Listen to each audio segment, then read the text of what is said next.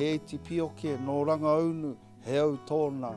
E rā kōroro hāngai puana ki a mātou e noho pū ki roto i tēnei takiwā, ki te ana pērā i ngā kaupapa o te tino ranga tiratanga, ko tino mau roto i a mātou o konei o te hiku o te ika.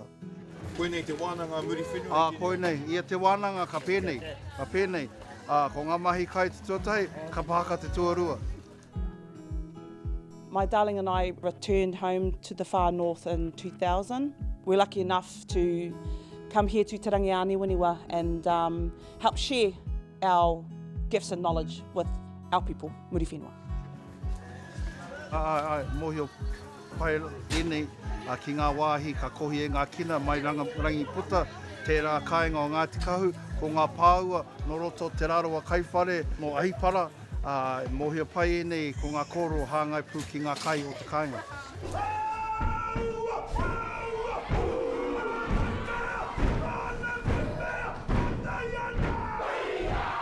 Neke atu te whātakau tau māua tahi e mahi ana. I ako māua raro i te haumarutanga, tau tupu o te ao haka, ngā pō ihi, a pīmia wihi.